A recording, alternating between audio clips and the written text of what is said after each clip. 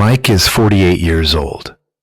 22 years ago, he sat in a financial aid office and signed for $20,000, enough to finish his degree. He's been paying it back ever since, through 2 jobs, through a recession, through raising a kid. Some months he paid more, some months less, but he never stopped. Last week, he opened his account to check the balance, expecting it to be almost gone, a finish line. Instead, the screen read $23,400. He borrowed $20,000. He's paid for 22 years, and today he owes more than the day he started. Mike didn't miss payments. He didn't gamble, didn't refinance, didn't do a single thing wrong. He played by every rule he was given, and the balance still went up.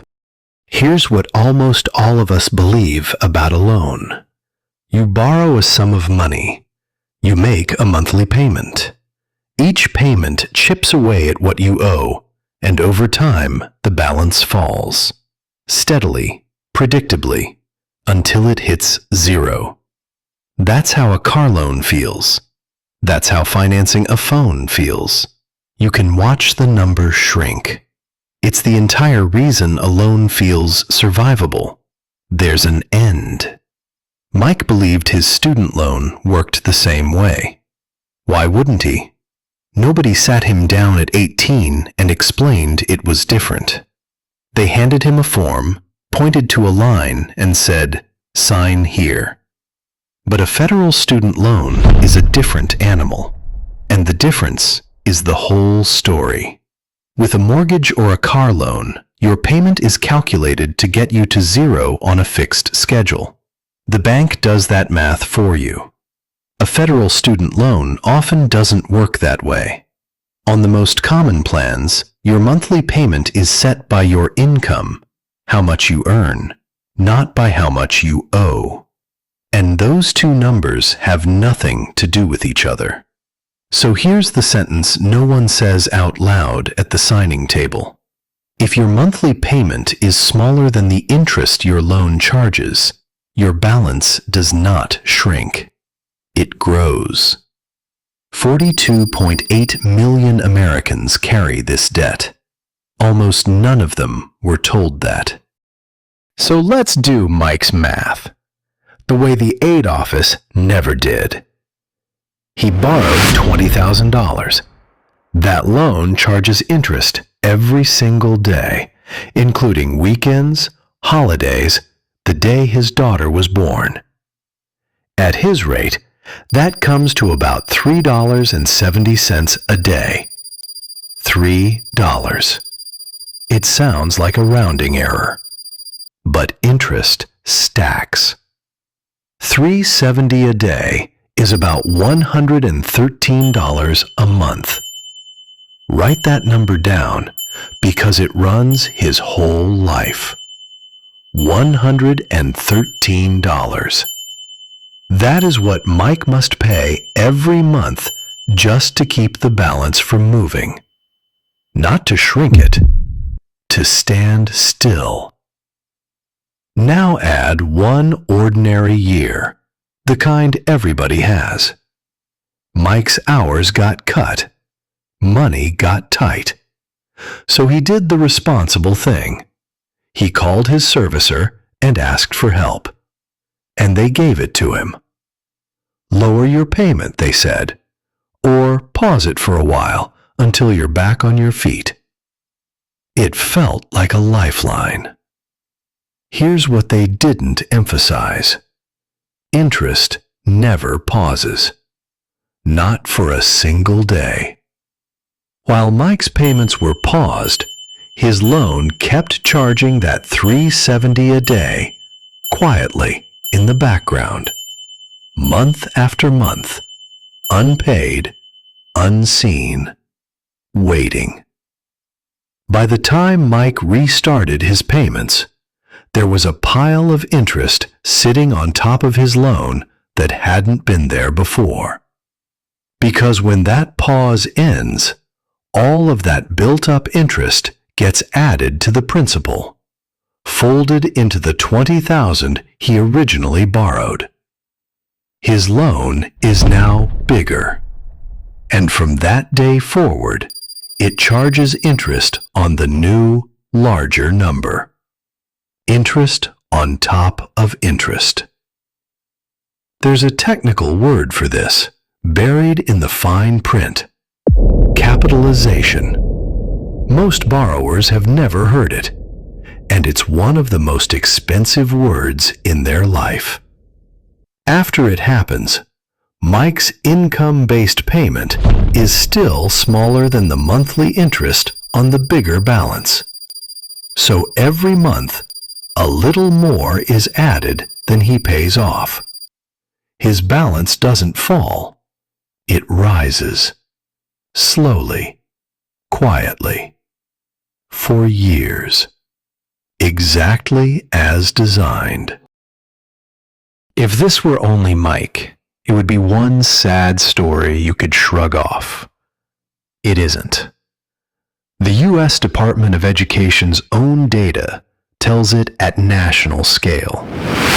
Among borrowers who finished a 4-year degree, the government tracked how much they still owed 4 years later. The average?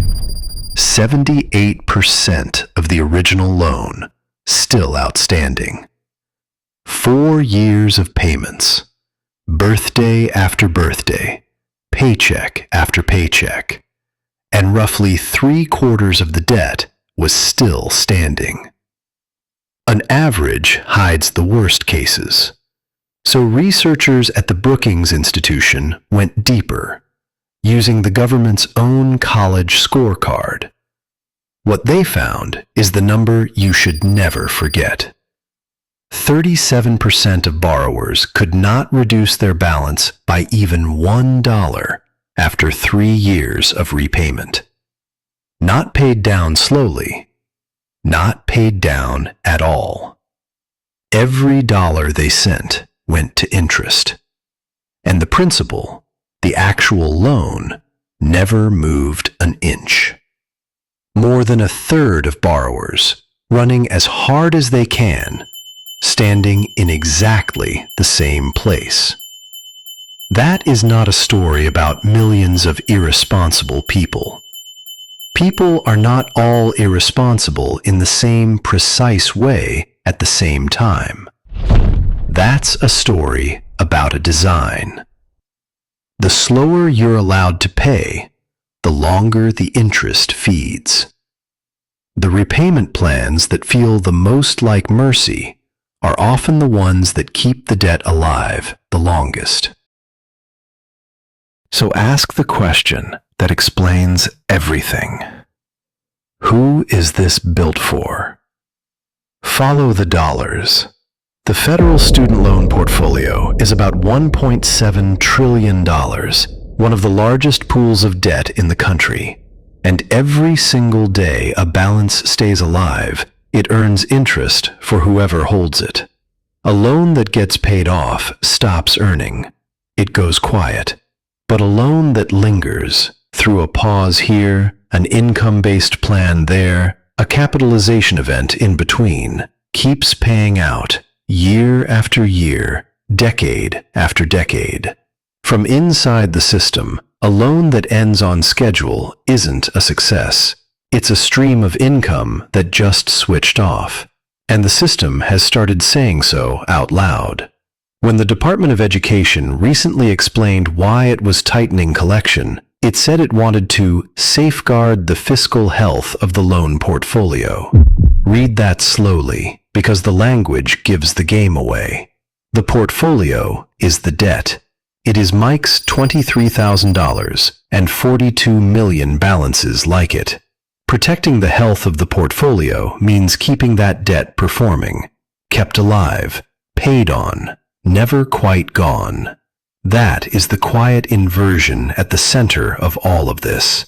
A loan that is supposed to end is worth more to the people who hold it if it never actually does.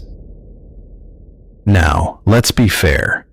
This channel deals in the full picture, not outrage. None of this means going to college was a mistake. A degree still opens doors that stay locked otherwise, and for millions, the trade was worth it. The problem isn't the education. The problem is narrower and sharper than that. You were handed a loan and told by everyone around you that it worked like every other loan you'd ever have. Borrow, pay, finish. It doesn't. A federal student loan can grow while you faithfully pay it. And for more than a third of the people holding one, it quietly has. And in early 2026, this stopped being a slow, invisible problem. After a 5-year pause, the government restarted something it hadn't done since before the pandemic: garnishing wages. For borrowers who fell into default, the law allows up to 15% of a paycheck to be taken automatically before it ever reaches their bank account. The first notices went out in January. More go out every month after that. So the same balances that grew silently for years, the ones that climbed while people did everything right, can now reach directly into a paycheck and pull money out. So if you carry this debt, do one thing this week. Don't panic and don't look away. Just find one number: your daily interest. Find out what it costs you per day simply to keep your balance from growing. Because the people who know that number are the only ones who ever get out from under it. The ones who don't drift for years, exactly like Mike did. Mike is 48. He's still paying. But for the first time in 22 years, when he opens that statement, he finally understands what he's looking at.